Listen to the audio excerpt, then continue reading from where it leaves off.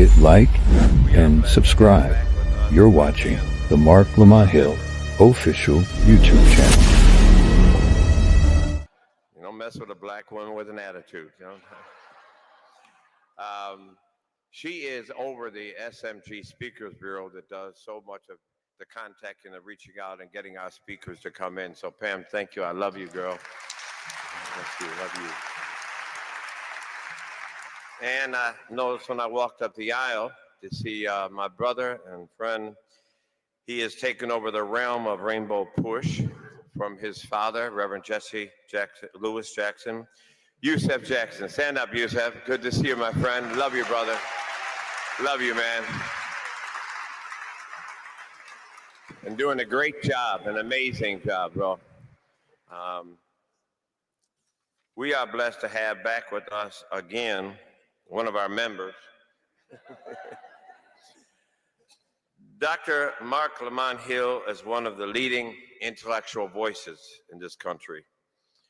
He is currently the host of BET News, The Griot, Al Jazeera Upfront, and Coffee and Books podcasts. If you do not listen to him, shame on you. You should be listening to him because you need his voice. An award-winning journalist, Dr. Hill has received numerous prestigious awards from the National Association of Black Journalists, from GLAAD, and from the International Academy of Digital Arts and Sciences.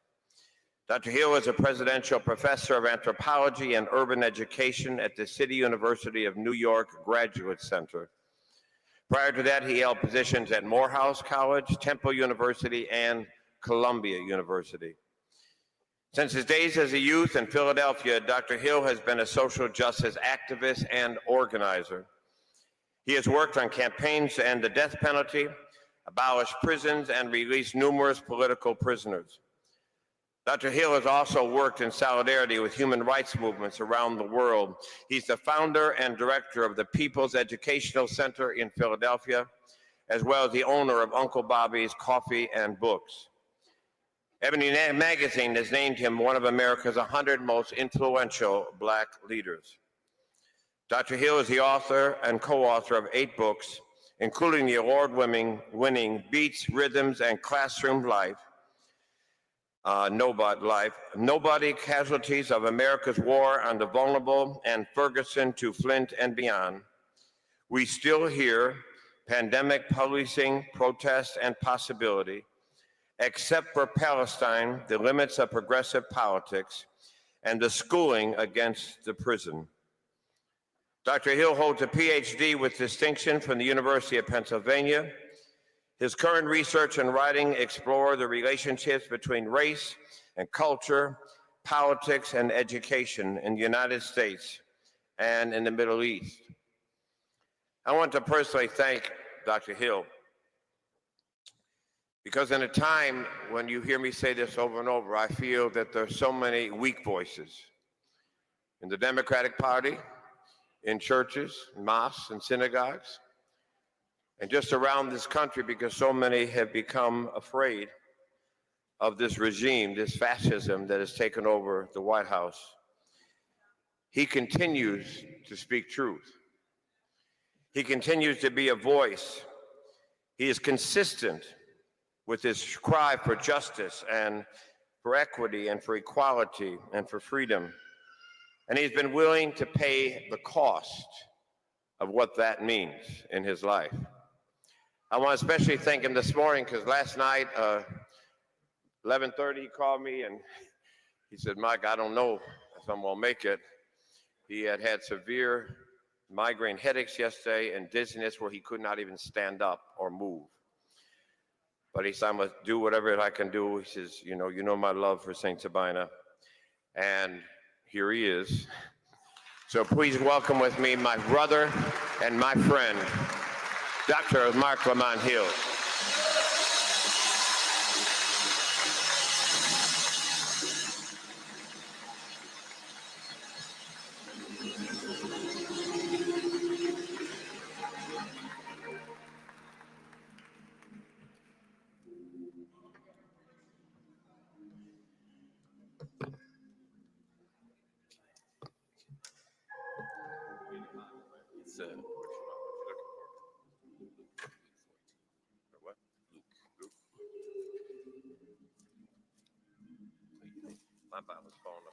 You'll get it. You know this Bible good. You did that fast.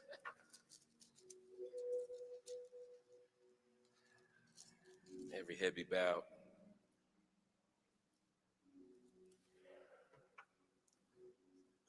Dear God,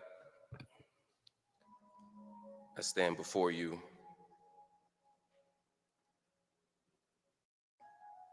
unworthy,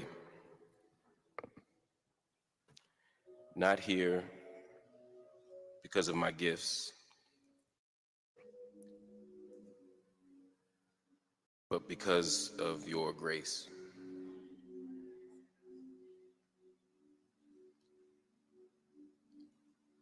I am not fighting this world through my might, but solely through your mercy. Today, O Lord, I ask that you clear space for me to provide a word not from me, but from you.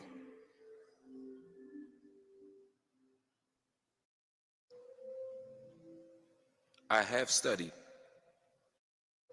but I need your strength.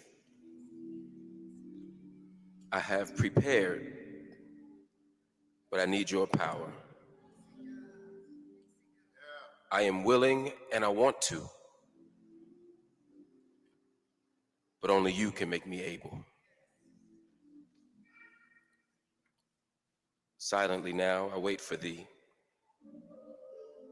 Ready, my Lord, thy will to see. Open mine eyes and illumine me. Spirit divine. Amen. Saint Sabina, it is an absolute blessing to be back here with you all once again. I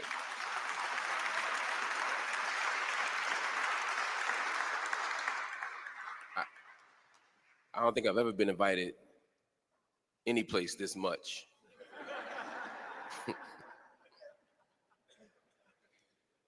It's a testament not to me, but to the character and the vision and the strength of Father Pfleger.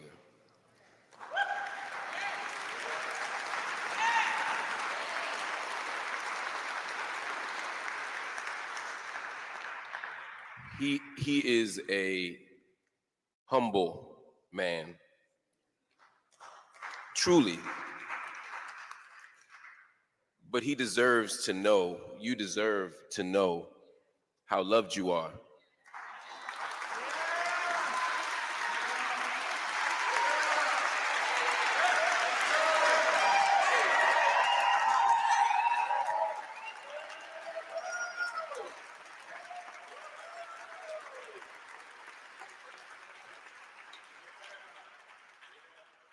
When I called him at 11:30 Central Time, I live in New York, so that was 12:30. My back was singing. I'm at that age now where you injure yourself doing anything. Scrambling eggs.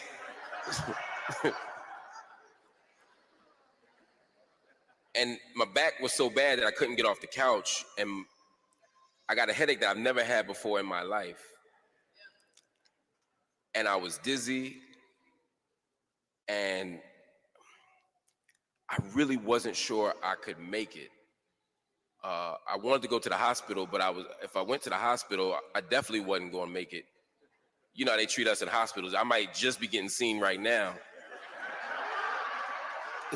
So I said, that ain't the answer. Then I did the thing that I advise all of you to never do. I went to Google.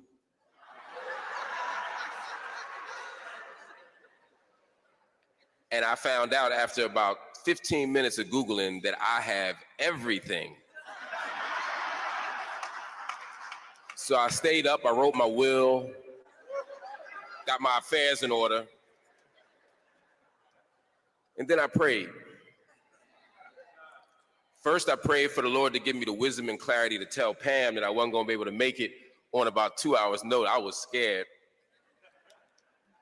But then I prayed for power and strength to be able to make it here with you all today. And I can tell you, I closed my eyes and I woke up about 2 hours later and the headache was gone. My mind was clear. And I got on that plane and came to Chicago. And I couldn't be happier for that decision. Now, I want to add, it would be irresponsible. I also took some medicine. So I don't want y'all to think y'all could just pray and everything will go. Sometimes you call it pray and call the doctor. Sometimes the Lord wants you to call the doctor. But I was glad to be able to do that, to talk to you today. And it's also Father's Day.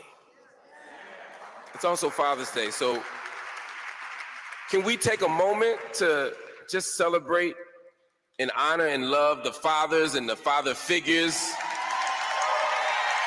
who are in our world, who are in our lives, who protected us and raised us and gave us values and gave us love.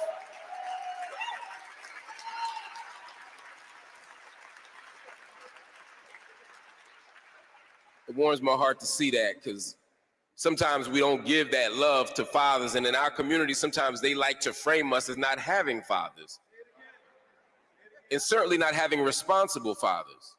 But they've never understood that our fathers are there, they're present, they're active. Even if they don't live in the same home, they're still active in our lives. And even when we don't have our biological father there, we have people who stand in the gap as father figures who represent us, who love us, who care for us, who protect us. And so I want to give honor to all of those fathers out there, myself included. I'm gonna make my way back home. It's a testament to my wife how much she loves Saint Sabina that she let me leave the house on Father's Day and come back at night. But it's also the final Sunday as we enter Juneteenth. And I think that it's important for us to think about what that means. We're at a moment in our history where people sort of know what Juneteenth is. A few years ago, I believe it was 2021, President Biden made Juneteenth a national holiday, a federal holiday.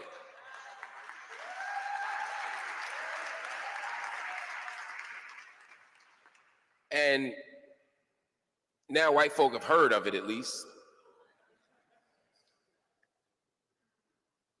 But it's important to understand what Juneteenth is and what Juneteenth was as we enter that moment on June 19th, 1865.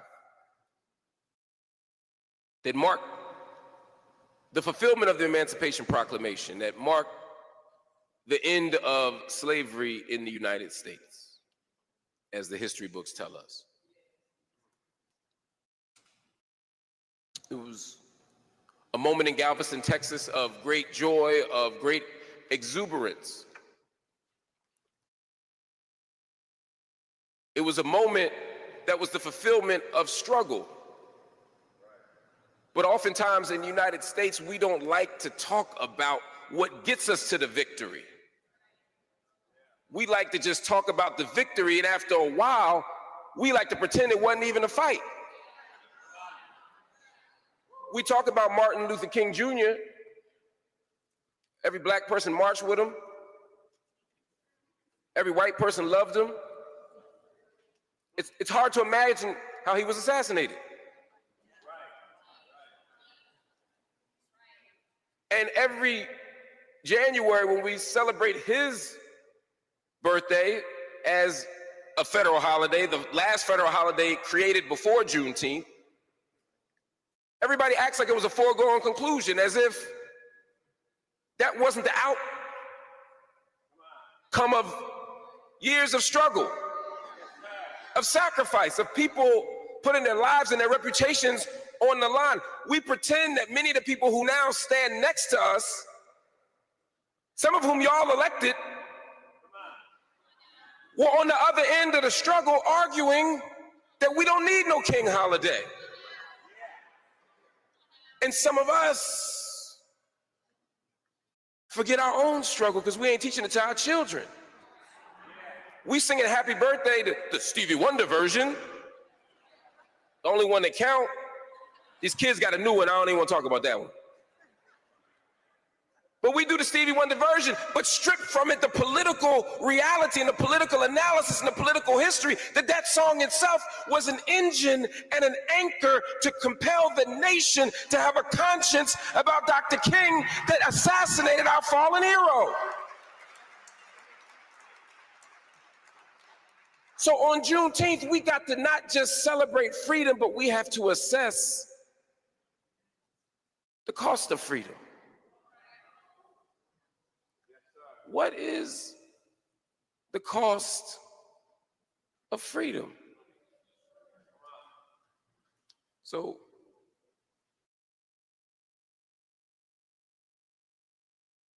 there are a lot of places we could go to think about this. We could go to Corinthians, we could go to Mark, we could go to Amos.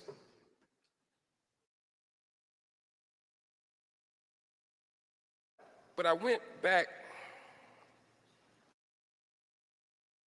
to Jesus in Nazareth.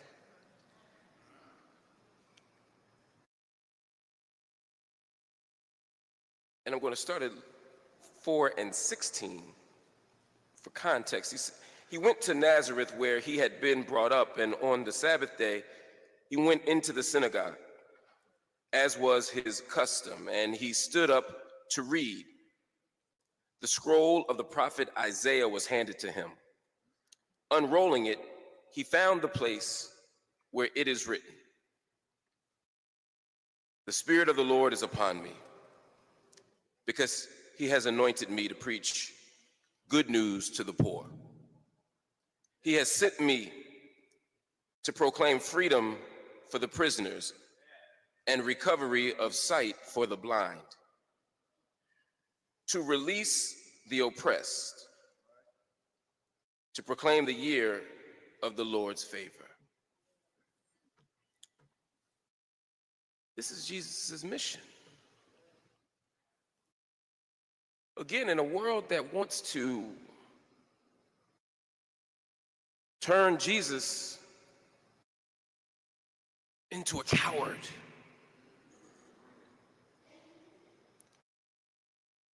or to turn Jesus into a liberal when he is in fact a radical or a revolutionary.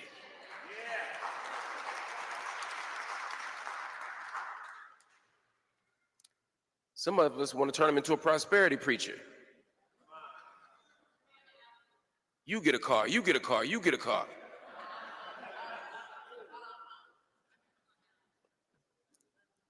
It is important to understand that any vision of freedom that we have is bound up, as we learn in Corinthians, in what?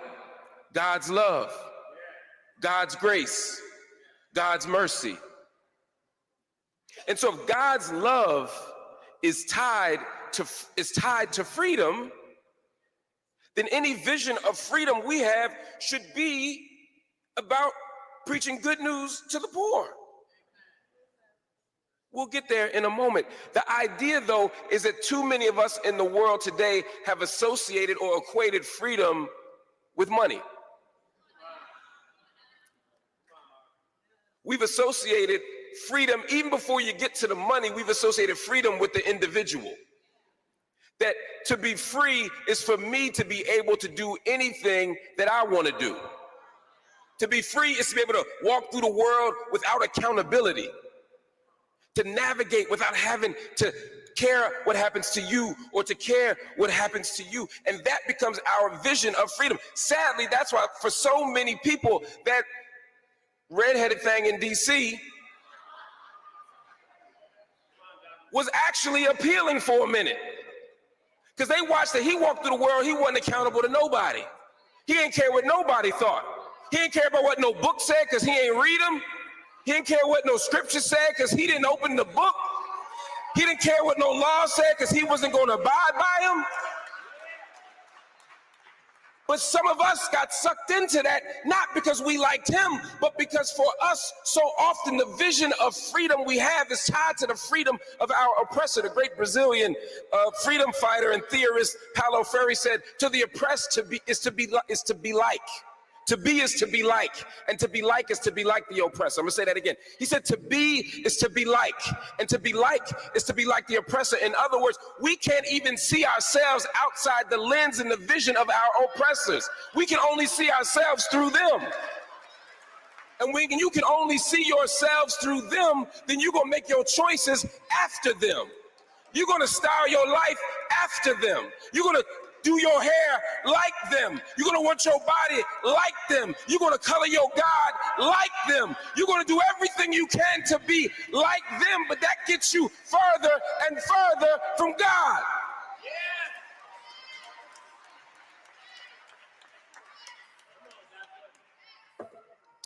And as we get further and further from true freedom, which isn't about capitalism. It's not about getting as much money as you can get. It's not about stacking as much money up in the world as you can. But true freedom is bound up in the liberation of all of us. It's bound up in the liberation of all of us. You see, the Europeans had a different mindset. They went by what Descartes, the philosopher, talked about, cogito ergo sum. I ain't cussing, that's Latin. Cogito ergo sum, I think, therefore I am. For them, everything was bound up in the mind of an individual. But as Africans, we said something different. We went by the Ubuntu. I am because we are. That's a different vision. What happens to you matters. I take it a different way. We in Chicago. Gwendolyn Brooks said, we are each other's harvest. We are each other's business. We are each other's magnitude and bond. I'm not free if you ain't. I'm not.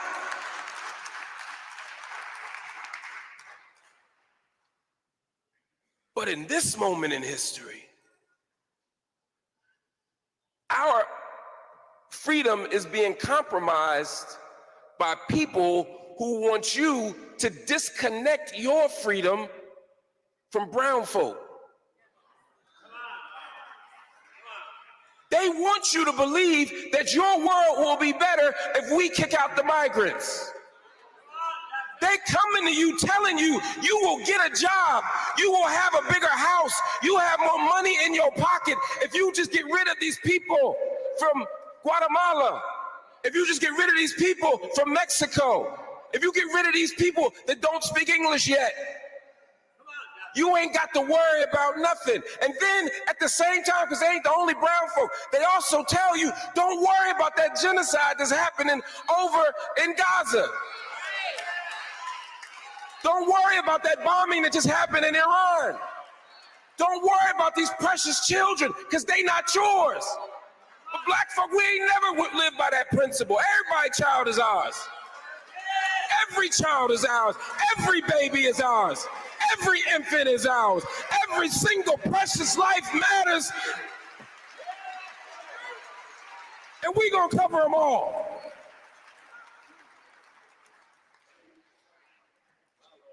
And so, don't let them convince you that your freedom sits on the other side of xenophobia. Don't let them convince you that your freedom sits on the other side of public policies.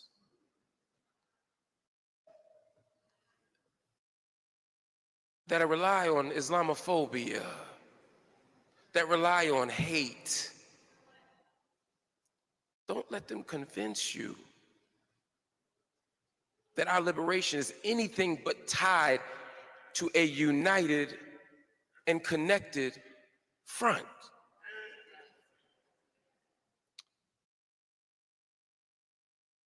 Y'all look good in here. Y'all jewelry look real, it's shining. Y'all might really be, everybody in America think they middle class, y'all might really be. Some of y'all might be upper middle class. Don't let them convince you that your freedom is tied up in attacking the poor.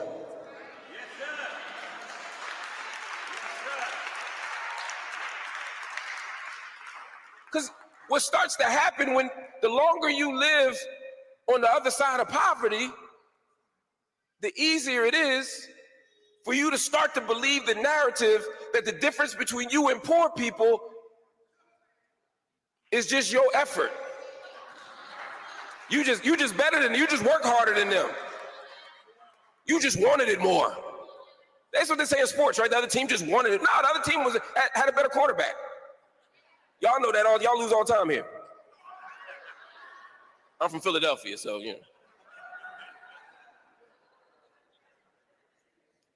Y'all, family, we have to understand that we won't have a functional society, we won't have a safe society if we don't have a connected society. And the connected society comes not when the poor are taken care of, not when the middle class are taken care of, not when the rich are taken care of, excuse me, not when the middle class are taken care of, but when the poor are provided for.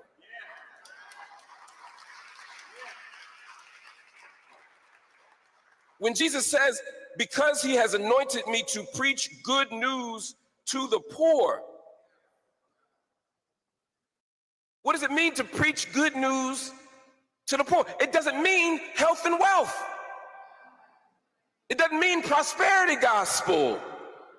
It doesn't mean teaching people that they poor because they don't worship hard enough, their faith ain't strong enough. It doesn't mean that their poverty is tied to their character.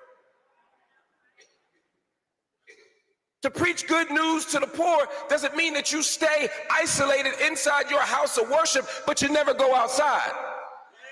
That you got a one-day gospel. There's too many preachers in this city, in this state, in this country that will come in here and talk about revolutions, talk about turning over tables, won't bust a grape in a fruit fight outside where the real fight is happening.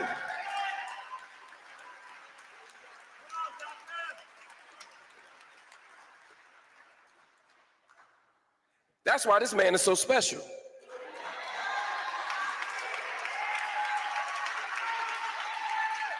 I swear to God, every day he trying to get arrested. I'm like, you ain't got nothing else to do. The Cubs ain't playing yet. No, we gonna go in front of this ICE facility. And I ain't mad at it. Because why? Because the Spirit of the Lord is upon me. Because he has anointed me to preach good news to the poor. This isn't our individual choice. The Lord has compelled us to do this. This is the call of justice. This is the embodiment of God's love.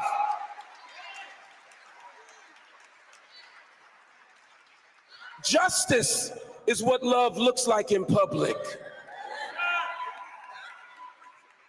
He has sent me to proclaim freedom for the prisoners. Ooh. We sit here at a moment where the United States continues to house 25% of the world's prisoners. You know what it's like to make up 5% of the world and 25% of the prisoners? And it connects back to Galveston because, as I said, it was the end of incarceration according to the history books. That caveat is important. Family, we can't ignore the fact that even after emancipation, all we did was engage in what we can call transcarceration, We went from captivity on plantations into captivity in convict leasing and captivity ultimately in the prison and the jail. We have the ability to defeat this. But we have to begin from a place and a premise that those inside of those cages, maybe they don't belong there. You see, the price of freedom is to reimagine our own commitment to the prison. The price of freedom isn't just about resisting xenophobic policy and standing with the poor. It's also about reassessing who we are as a society. Because our instinct, our commitments are so often to punish.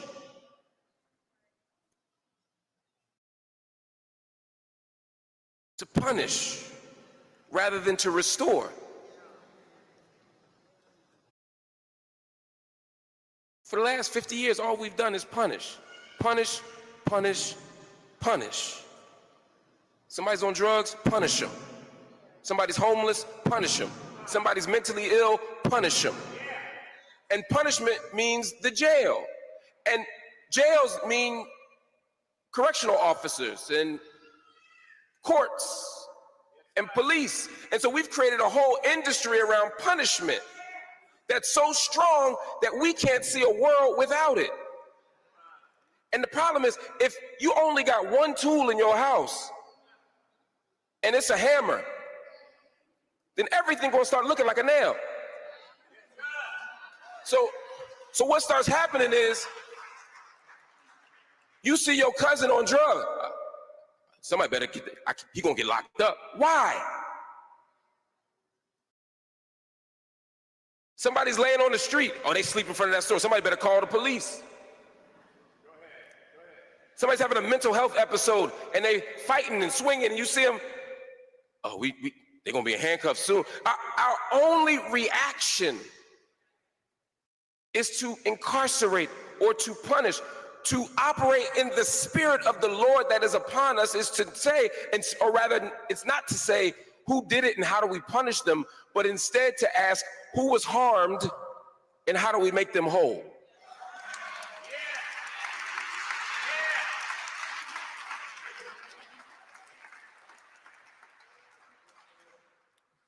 Now, how do you make people whole?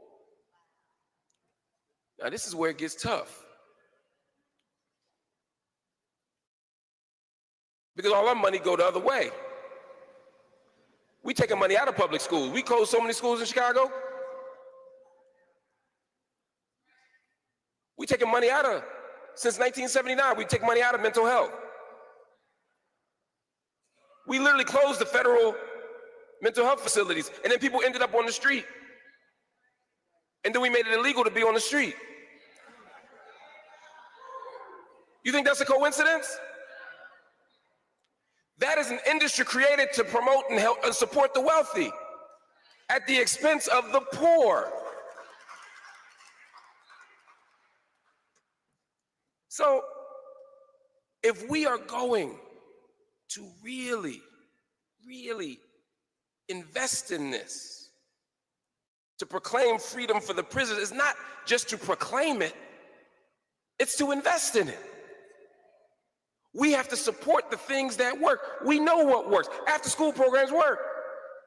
Summer jobs work. Big brother, big sister work. Athletic programs work. Music work. Dance work. Everything that work, we don't do.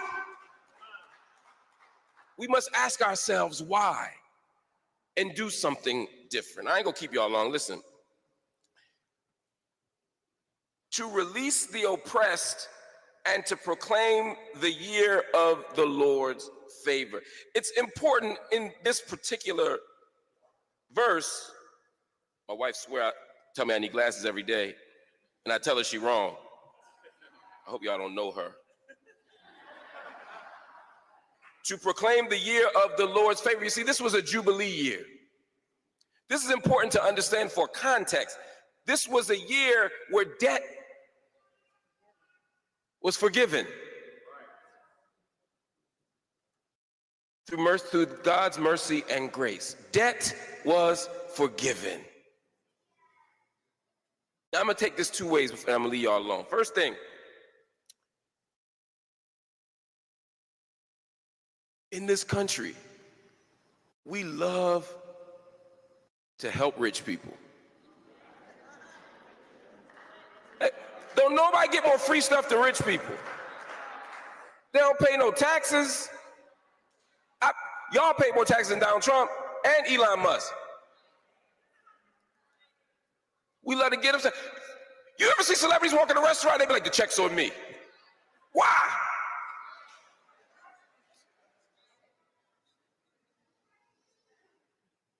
We have created a situation where we will forgive the debts of multinational corporations, but won't forgive student loans for people who desperately need it to pay day-to-day wages in day-to-day life.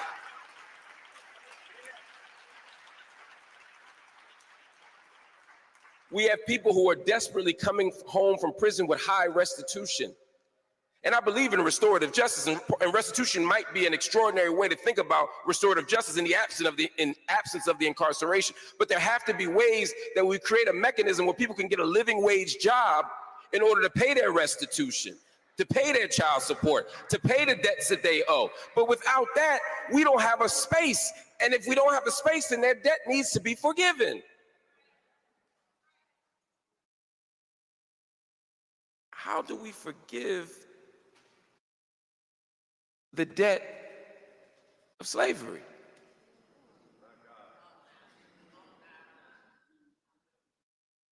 We talking Juneteenth. We talking slavery. See, this is where we got to get honest. In a country that loves a good lie. They want us to be so happy that they freed us that we lose sight of the fact that they didn't free us. We freed us.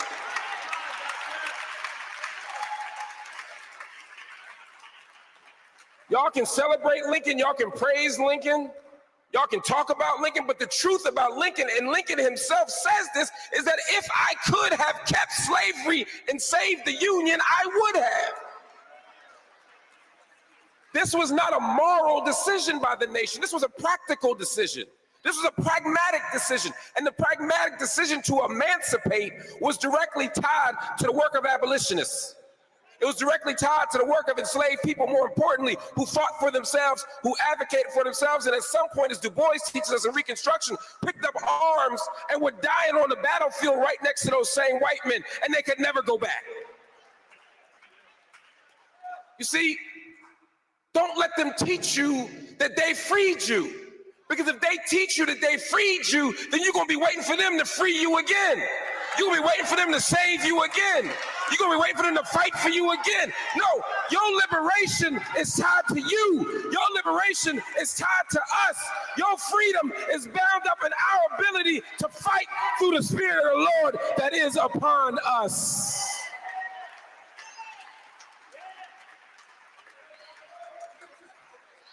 And so, family, don't let them have you out here eating watermelon, though it's delicious, and chewing up this red velvet cake, which I love, and making that the reductive reflection of liberation. What does it mean to be free and unequal?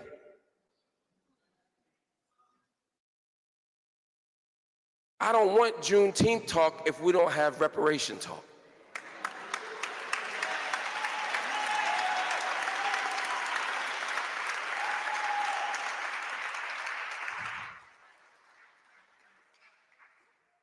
Let us commit today to saying that we're going to fight for liberation. We're going to fight for freedom, but not freedom to get rich. Not freedom to move out the hood and be as far away from everybody as possible. No. We fighting for a freedom that will leave all of us whole, and all of us restored, and all of us helped. But before I go, I gotta remind you that this ain't just political. This is spiritual. And it ain't just social. It's also individual. And what I mean by that is, some of you right now need some good news. Some of you right now are struggling. Some of you right now are bound up in forms of oppression that might not be a physical prison, but might be a spiritual prison. It might be an emotional prison. You might be tied up in a relationship that you want to leave, but you just don't have the strength to. It might be a job that you know ain't good for you, but you don't know what else is out there. It might be a condition that you don't want to have, but you don't know what's on the other side of it. The good news and the Spirit of the Lord is to tell you that there is something on the other side. There is something that can make you whole.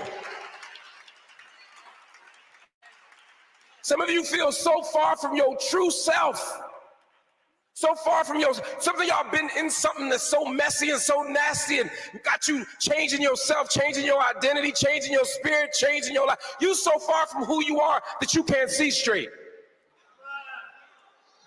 But the good news that is upon us is recovery of sight, not just for the literal blind, but those who are blinded by the world, those who are blinded by the relationship, those who are blinded by depression, those who are blinded by disappointment, those who are blinded by heartbreak.